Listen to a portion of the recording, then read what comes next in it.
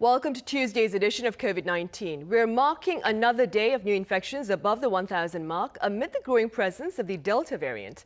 Now, about 60% of the COVID-19 cases sequenced here on the local front in recent days have been caused by this particular strain. And we have more on its spread here in the country and in Russia, as well as Africa, later on in the program. Here first is our Kwon with the pandemic updates. So start us off then. Sunny, we've got exactly 50 more COVID-19 cases than we reported yesterday, meaning Monday. We have 1,150 infections as of 12 a.m. this Tuesday. Also, almost 1,100 of those are domestic transmissions.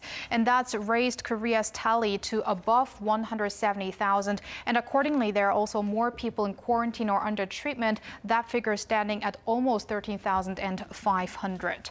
So for the past 7 days straight, Korea is seeing a 4-digit figure in infections, which is unprecedented here in Korea ever since the first outbreak. And what's also emerged as a new concern is the rising proportion of infections outside the capital region. So when it comes to domestic transmissions, that proportion stands at 27.6%, and this figure has been rising almost every day in the past week.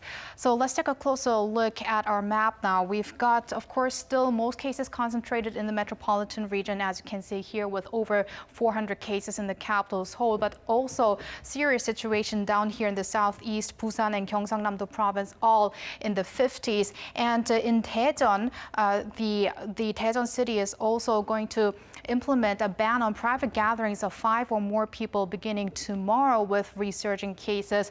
Also here in Chungcheongnam-do province, there is now a total of 93 infections linked to an army camp in Nonsan, a total of 93 cases. That is also the largest cluster infection linked to the military.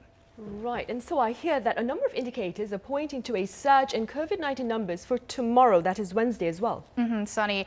Seoul has conducted over 78,000 COVID-19 tests on Monday, breaking a recent record of around 77,000. The results of those may lead to a hike tomorrow, so on Wednesday. Almost 44% of these tests were carried out at temporary test shelters, as the capital region has recently expanded such centers.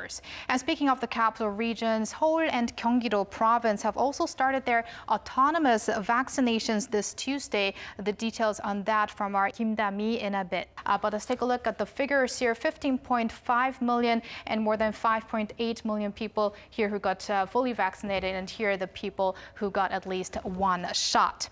Abroad now, Israel started to administer third shots or booster shots of Pfizer vaccines on Monday local time, which people with weak immune systems are subject to, for instance, the seniors or people who underwent organ transplants or cancer patients. The World Health Organization, meanwhile, is criticizing the idea of booster shots for now. Let's take a listen.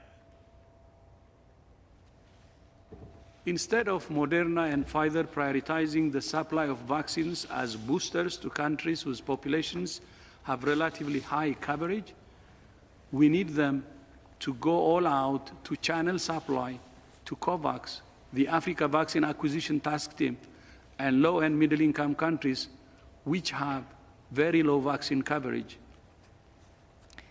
The WHO chief also noted a recent spike due to the Delta variant. We've got more than 419,000 new infections reported in the past day. And if we go over to the countries most affected around the world, Indonesia was the country with the highest number of daily infections, with over 40,000. Also, the UK and the US are seeing more than 30,000 infections. And those are the updates I have for now. I'll see you back after the government briefing. Sunny? All right, so thank you for now. Right, back on the local front, President Moon Jae-in held an emergency meeting on Monday to address the local resurgence and its impact on vaccination as well as containment efforts. For more on this, I have our Kim Da-mi here in the studio with me. Welcome, Da-mi. Good afternoon, Sunny. Right, let's begin with the gist of the president's remarks then. Sunny, President Moon Jae-in struck a remorseful tone regarding the tightening of restrictions in the Greater Seoul area, but said these measures are necessary to bring the situation under control. His remarks came at an emergency government meeting Monday on the unfolding crisis here in the capital region. 봉쇄 없이 할 수 있는 가장 고강도의 조치로서 방역에 대한 긴장을 최고로 높여 짧고 굵게 상황을 조기에 타개하기 위한 것입니다. 또다시 국민들께 조금 더 참고 견뎌내자고 당부드리게 되어 대단히 송구한 마음 금할 수 없습니다. The mayors of Seoul and Incheon and the governor of Gyeonggi-do province also attended the meeting, with their regions being subject to level 4 distancing measures for the next 2 weeks. The president said the tightened measures will minimize the economic fallout of the pandemic in the long run and quickly restore a sense of normality. He called on the central government and local authorities to cooperate in making sure all prevention rules are being followed. He said the government will mobilize all of its resources to scale up Korea's testing and contact tracing capacity. Moon also pledged to speed up the country's vaccination drive to curb the outbreak and to reduce the number of deaths and hospitalizations. 정부는 여기서 막아내지 못한다면 더는 물러설 곳이 없다는 비상한 각오로 임하겠습니다. 거리두기 4단계 조치를 짧고 굵게 끝내고 백신 접종 확대로 연결시키면서 기필코 상황을 반전시킬 수 있을 것입니다. 이 고비를 빠르게 극복할 수 있도록 국민들께서 힘을 모아 주십시오. Plus, as a part of a precautionary measure, the Blue House Press Center will also be shut down for the next 2 weeks, the first time that it's ever been closed due to an infectious disease outbreak since the center first opened in 1990. I see. Meanwhile, Tommy, yesterday, that is Monday, was day one of our level 4 social restrictions here in the metropolitan region. Do tell us a bit about the public response to that. Sure. So popular and often crowded spots across the city were nearly deserted on day one of the new restrictions. And Seoul's popular nightlife district of Hongdae was no exception. It's 6 p.m. and there isn't a single customer here, so we might as well be shut down. It just makes me sigh. The ban on private gatherings of 3 or more after 6 p.m. has dealt a huge blow to bars, restaurants, and cafes. And compared to restaurants and cafes that can rely on delivery services to shore up lost revenues, bar owners appear to be struggling even more. We used to have at least a few customers, but they've all stopped coming on the first day of level 4 social distancing. Revenues are down to 1/10 of what they used to be, perhaps even lower. Despite their growing sense of fatigue, many citizens agree that these measures are necessary to curb the latest outbreak.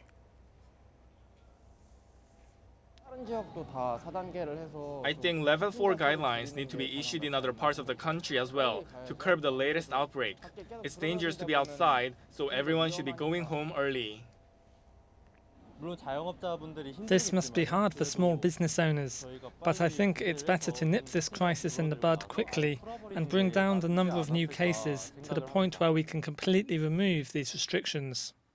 The evening ban on gatherings, vehicles with 3 or more passengers will not be allowed to enter Hangang River after 6 p.m. And no more than 2 people can ride in a taxi, although exceptions are provided for family members. Again, Korean health authorities stress that its after 6 p.m. rule is not a curfew, but it's the strongest measures available, barring a lockdown to minimize social contact. Right, Tami, for the next 2 weeks, that is. Now, before you go, as Soa mentioned, what is the latest on our inoculation front?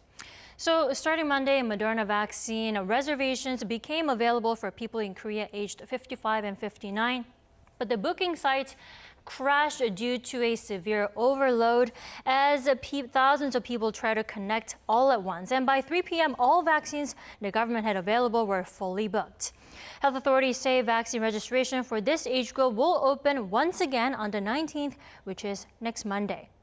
Also starting Tuesday, workers in the Greater Seoul area who come into frequent contact with others due to the nature of their occupations will be eligible to receive Pfizer shots. So these would be the Pfizer vaccines that Korea got from Israel in a swap agreement, and those eligible include people like bus and taxi drivers. As of Monday, 3 out of 10 people in the country have received at least 1 vaccine dose. All right, Tami, as always, thank you very much for the coverage. My pleasure. Right, it's time now for the regular afternoon briefing on the COVID-19 situation here on the local front for this Tuesday. And while we wait for that to start, let's take a look at the level 4 social restrictions in place here in the Greater Seoul area until the 25th of this month. Up to 4 people will be allowed to meet for social purposes until 6 in the evening, and after 6, only 2 people can do so. The briefing is about to start. We'll come back to you afterwards. 단장의 브리핑 설명이 있겠습니다. 네, 방대본 역학조사 I am the 분석단장입니다. director of the Epidemiological Investigation 13일 Analysis 코로나19 Task 감염병 Force, 정례 and let us now 브리핑 begin our regular 시작하도록 briefing 하겠습니다. for July 13th, 먼저 Tuesday. 변이 바이러스 As 발생 of 현황에 the 대해서 new 말씀드리도록 variants, here 하겠습니다. are some updates. 지난 일주간 For the past 추가로 week, we 확인된 have identified 주요 변이 new 바이러스 variants here in South Korea, 536명으로 and we have 536 new cases, and Alpha we have 162, and 374 for the Delta variant, and also as for about 140 of them are the local imported cases, and the rest being the local infections. And among the domestic cases, we have seen about 39% of them have been infected with the variant, and about 25% of them had the Delta variant, which is a rise. And also this was higher than the Alpha variant, which is standing at about 13%. And as for major cluster infections, we have 18 new cluster infections involving the new variants. 7 of them were Alpha variants, and 11 of them were Delta variants. And also as for these cases, we have seen about 350 people have been infected so far, and also by one cluster, an average of 24 people have been infected. And we see that the fourth wave that we are experiencing now is comparable to the previous infection waves, and here are some details. And as for the age group, we have some differences that we have been monitoring, and we have been looking at the characteristics of these differences in coming from these infections among these age group, and we are also looking at the ratio of how much of these age group have contributed to the spread of the virus on the local front. And latest, we see that about 43% of these infections are local infections, and which is significantly higher than about 35% from which was witnessed in the third wave. And also we have seen a increase that is in those aged below the age of 60. And while we have a lower proportion of contacts from family members, however, we are seeing a rapid increase in the number of contacts among the acquaintances and friends, which have now stand over 40%. And also during the past third wave, we also have seen the infections which were very apparent and visible among different age groups. However, this fourth wave, we see a decrease in the generational spread of the virus. However, we see a wide spread of the virus which is being affected within that specific age group, and this is being witnessed in among all age groups. And we believe that this is because that people had these virus spreading within the groups of friends and gatherings, meaning that there has been such a virus spread. And also here are some updates on the characteristics of the updates of the outbreak here in the metropolitan area, and centering around the young population which have higher social activity. We have seen an increase in the number of cluster infections. For the past 4 weeks in the capital area, we have seen increase of infection in all age group, and comparably in the younger age group, we are seeing an increase in the proportion. And also we are seeing frequent infections at multi-use facilities that are frequented by people on a random basis, including bars and restaurants. And as for the major risk factors, we see the clustering of these people within the given space, and also the weak ventilation, and also many people visiting the multi-use facilities. And at nightlife entertainment venues like clubs and bars, if you have come into contact with many people, we ask you to get tested as soon as possible, even though you don't have any symptoms. Moreover, we cannot perceive that these characteristics are to blame a specific age group.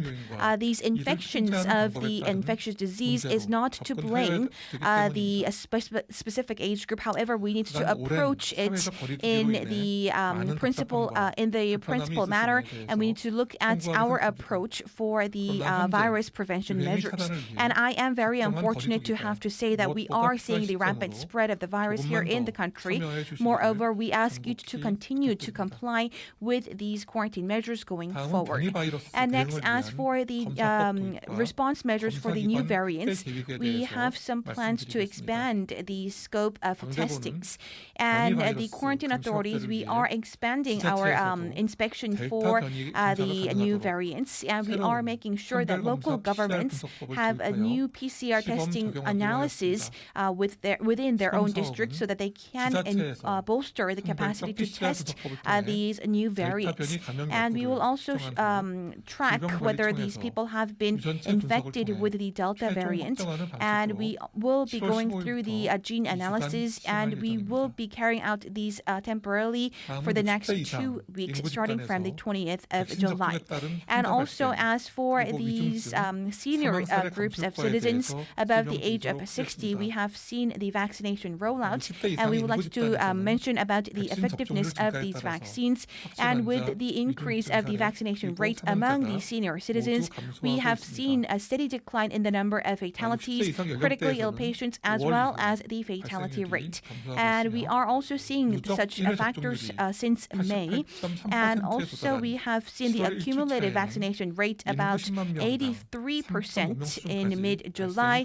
And this has also dropped the infection of every 100,000 persons by 3 infections only. And we also carried out our analysis for about 3,000 infections here in Korea, and we see that a majority of them were not vaccinated, and also or even did not pass the 14-day period even after the inoculation.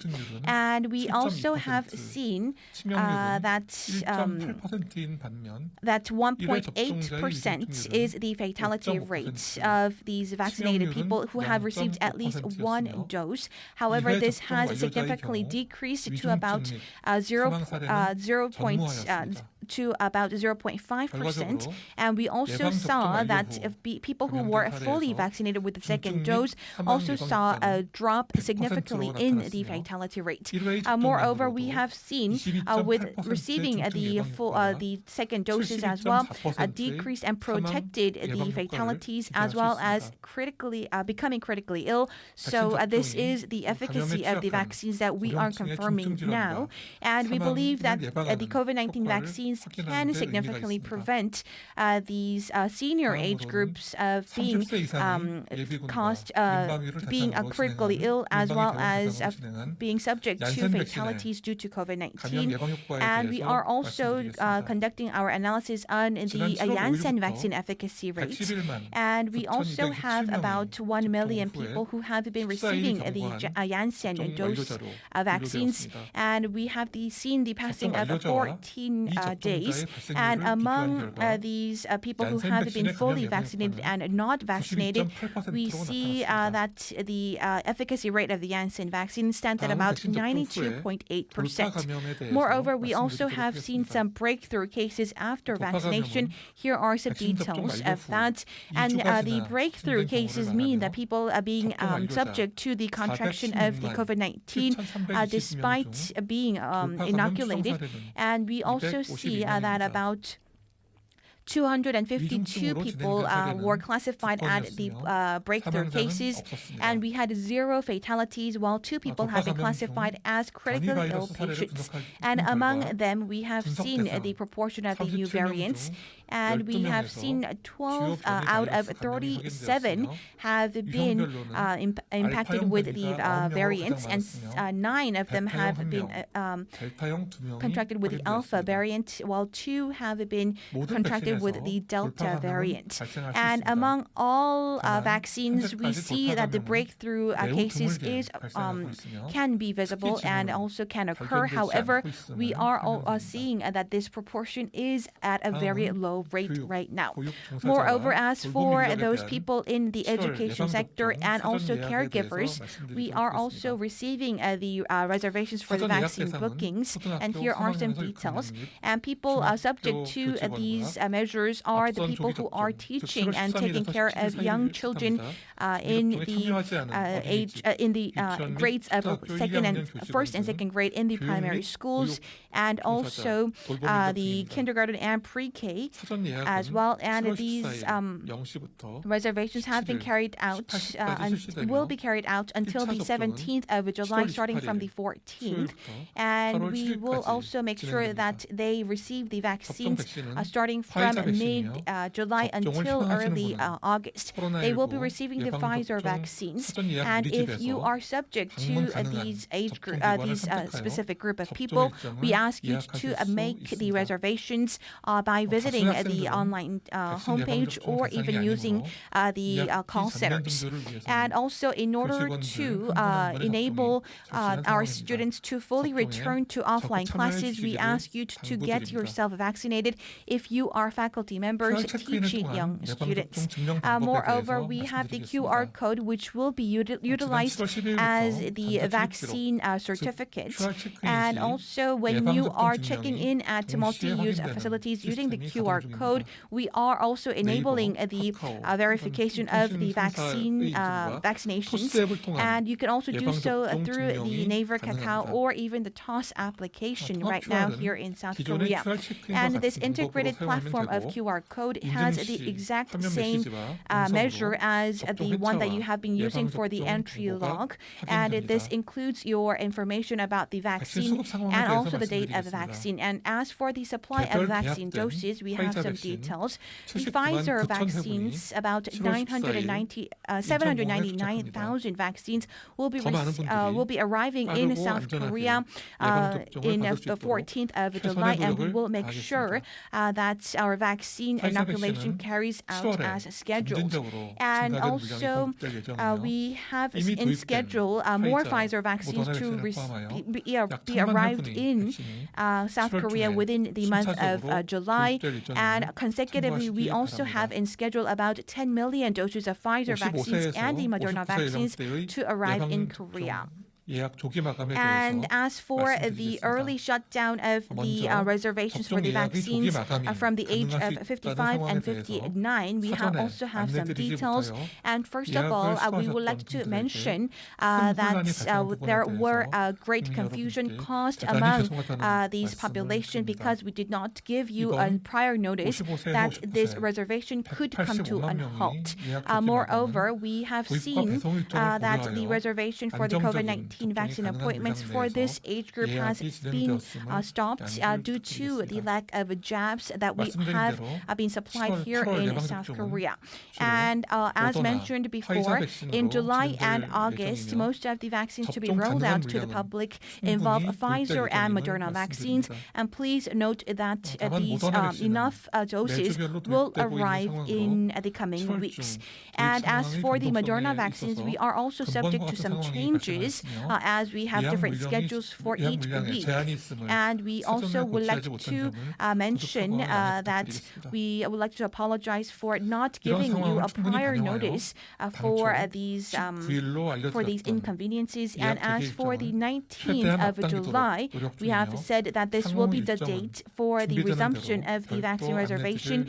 We will make sure that this can be earlier than scheduled, and we will also make sure that everyone who are willing to get vaccinated between the age group of 55 and 59, as well as those in their 50s. We will also make sure that all of you get the vaccination as scheduled. And we are seeing a rampant spread of the virus and a large increase in the number of daily infections. And we see a heavy burden on the epidemiological investigations and the medical professionals. And they are taking the risk of being exposed to the virus in order to protect the citizens. And even at this moment, as we speak now, they are wearing the heavy protective gears, and they are also sweating at the forefront. In order to alleviate their burden, we ask you to comply with the quarantine measures, and we ask you to comply with the epidemiological investigations. And we also want to highlight the fact that if you do not comply with these investigations, we could also be exposed to more virus infections going forward. And please note that these people are working at the forefront, and please give them courage, and also please give them your support as well. And the quarantine authorities will also exert our full efforts to contain the virus spread. Thank you very much. Right, that was Lee Sang-won with Tuesday's afternoon briefing. So what did he have to say? Well, there's been an alarming surge in variant cases in the past week. We've got 536 new variant infections, with 162 of those being the Alpha variant and 374 the Delta variant, which first originated in India, which means more than double the amount of Alpha variants. But what's also a fresh development is that we have 0 cases of Beta or Gamma variants in the past week. And also almost 400 of these new variants were domestic transmissions. So due to the rise of these Delta variants in particular, the official said that preemptive testings with a new analysis method through PCR testing will be conducted by local governments beginning July 15th for 2 weeks. And then the results of those preemptive testings will be sent to the authorities for genetic sequencing to detect these Delta variants as fast as possible. He also had some remarks on the recent pattern of infections in the capital region, saying that cluster infections are continuing at high-use facilities, especially at restaurants and pubs, and that among people who have a high level of social activities, and that in many cases is the younger population. But he did stress that this is not being said to pick on a specific age group, but that we have to know where the recent cases are stemming to contain the virus. Right, of course. Right, Soa, thank you very much for that. My pleasure.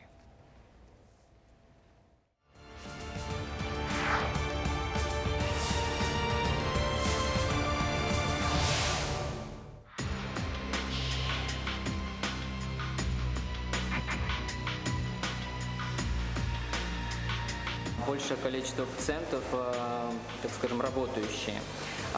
Инфекция протекает немного тяжелее, чем было в первые 2 волны.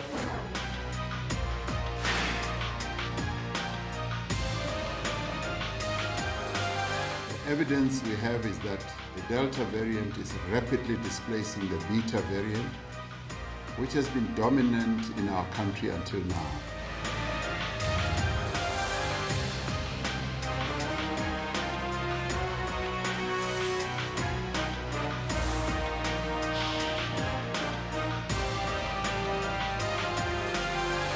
We face a 2-track pandemic.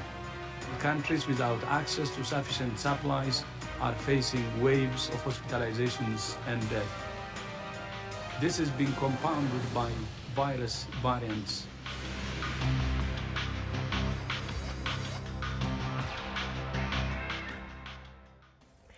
Earlier last month, the World Health Organization had forecast the Delta variant was on its way to becoming the dominant strain of the disease worldwide. Now, for more on its impact, that is, here and elsewhere, I have Dr. David Kwak from Soonchunang University Hospital. Good to see you again, Dr. Kwak. Good afternoon. And joining this session virtually is Dr. Igboeli Precious Dumarca over in Russia. Welcome to the show, Dr. Dumarca. Thank you so much. And I also have Dr. Jayesh Pandit over in Kenya live on the line. Pleasure to have you with us, Dr. Pandit. Thank you very much for having me. Right. We'll start here in the studio then. Dr. Kwak, let's begin with your thoughts on the spread of the Delta variant across the globe. Well, obviously, we're seeing the dominance of the Delta variant all over the world right now. And I personally sense that this might actually be the second wave that we were fearing from the get-go of the pandemic. When we were comparing ourselves, the current pandemic, to the one before in 1918, namely the Spanish flu, we were expecting from 2 to 3 huge waves to hit globally, and we were fearing that the second wave hasn't come yet. But we're more focally seeing in the countries that they were either going up and down from within the domestic area, and they were calling those their own waves. But I think at this point, we're seeing the clear dominance by the Delta variant that is taking over the world, and we're seeing a huge amplitude from all over the world. And I think we can possibly call that maybe this is actual second wave of the whole pandemic, and we should sort of go into this by expecting what could have been calculated from the Spanish flu. What I've noticed was that the second wave is larger in amplitude in 1918, but also it was rather shorter. I think that might have been due to either medical factors or epidemiological factors, meaning they were more prepared at the time, as we are with the vaccine programs and epidemiological implementations that we can take in the society. So yes, the Delta variant, at least I can say for sure, is the most dominant variant, and it will probably grow even further to take further dominance in countries that are not heavily affected yet. And Dr. Kwak, what are your thoughts on on the chances of it becoming the dominant strain here in Korea in the near future? I can pretty much say that's a clear 100% because we're already seeing at least 60% or above of its detection rate, even from the domestic cases currently happening. It'll be no time before we actually saw it going even further up. But that doesn't mean it changes the game for us. It still means that we really need to get hold of vaccines and other possible treatment regimens to win the battle against the spread. As I mentioned before, it's really the battle of speeds of the spread of the virus versus us really protecting ourselves from it. So we really need to win over by speeding up the vaccination process. Right.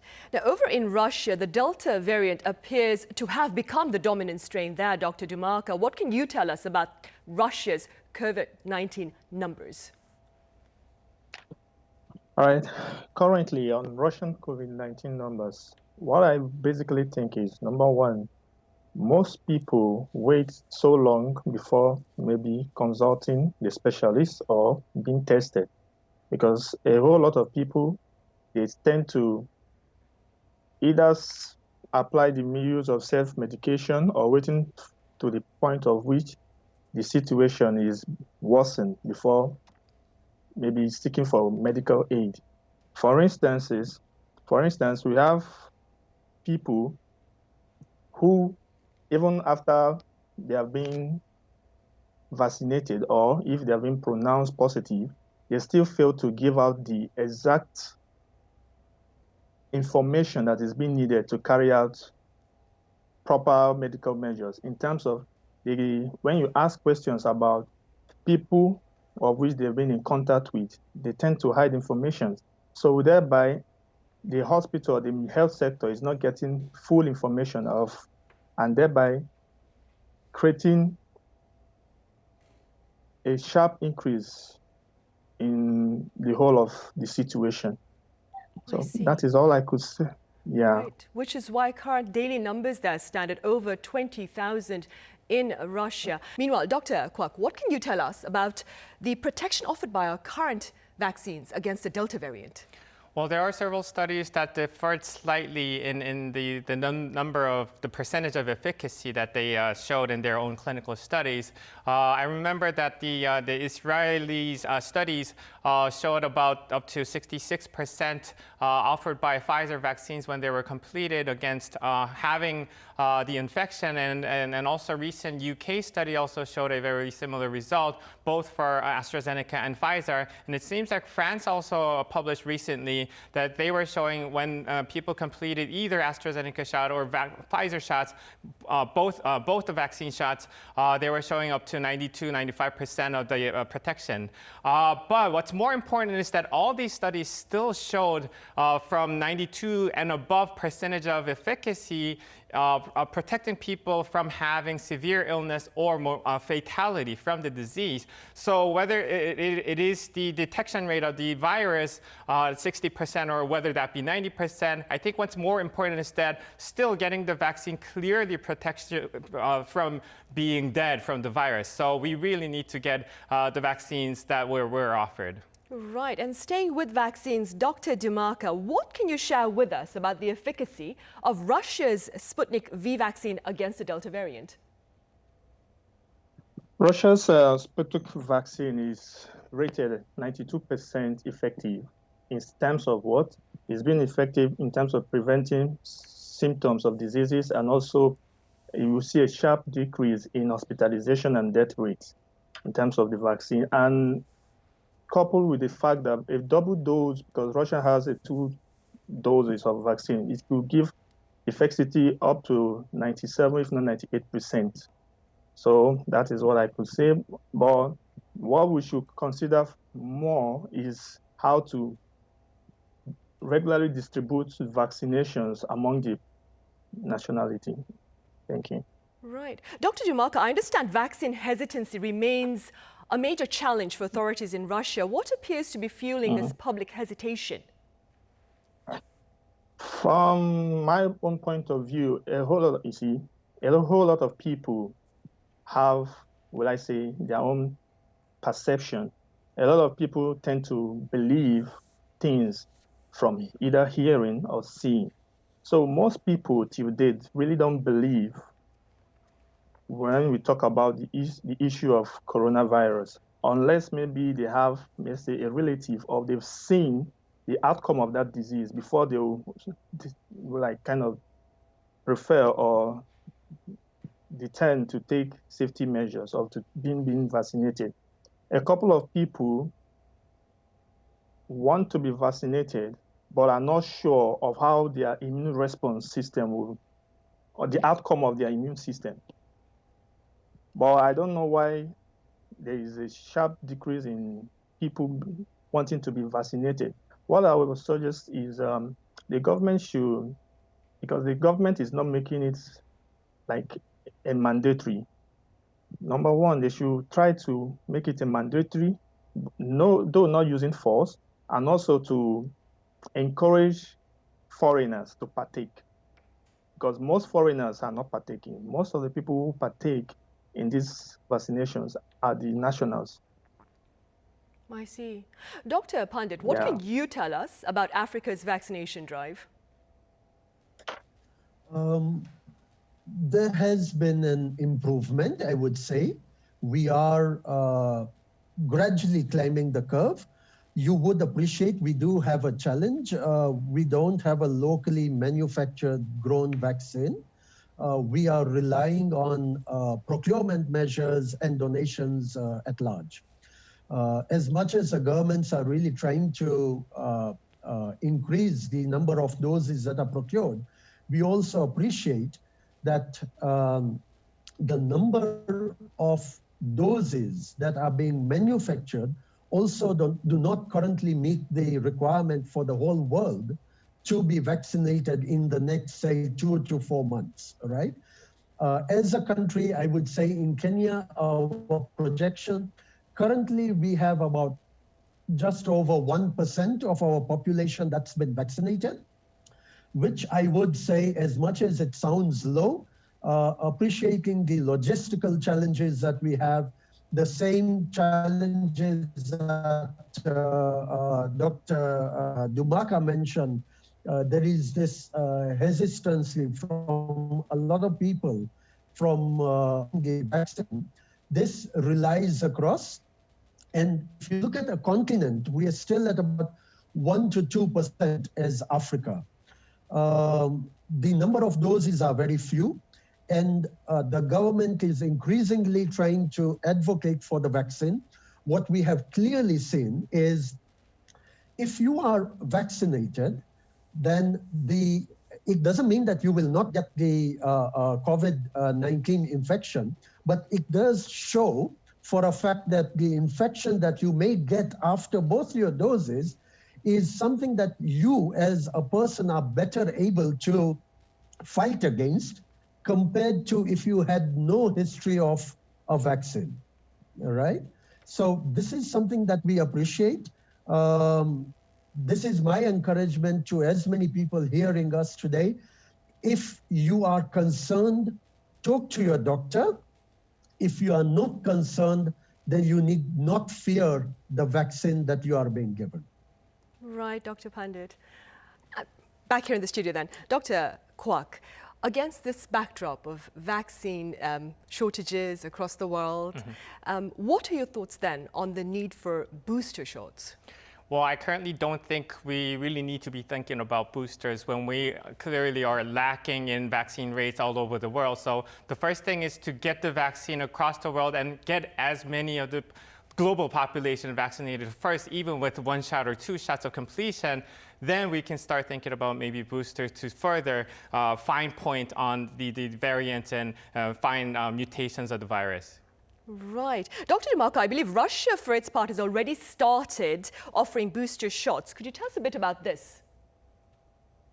In terms of booster shots, I'm not really certain if they've started offering, so to say, because for my own opinion, booster shots for now is quite not advisable because we are still, just like how Dr. Kwam said, we still need to readily circulate vaccination before thinking about booster shots. Right. From my own opinion, because check it, like 12%, if not 13% of the nationality has been vaccinated, not up to 50%. So why go for booster shots? Right, a valid point there. Dr. Pandit, we'll end with you then. What perhaps are some possible ways to better contain the spread of the virus in Africa? I mean, what international efforts would you propose? Sunny, let me be honest.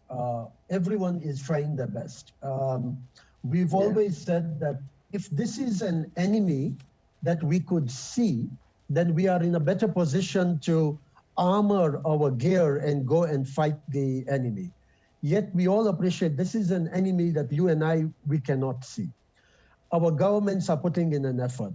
We as healthcare providers are putting in an effort. I would appreciate to see the continuous effort that you as media continue to pour across the world, right?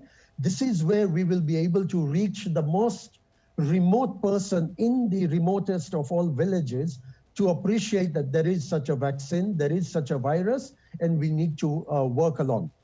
What I must say is the bit about wearing our mask, washing our hands, and it's not just washing hands, it's washing hands the right way for 20 seconds as you sing a song that you've loved the most, and then the bit about social distancing.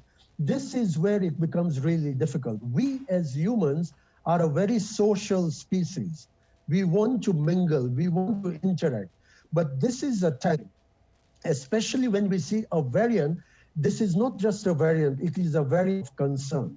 When you see variants of concern, us as a family need to remain indoors as much as possible. And if we do have to go out, then limit our interactions to what is really necessary. Of course. Right? So this is what I believe, not just Africa, but globally, this is what is really important. We are social, but we need to be responsible socially. Right, we do.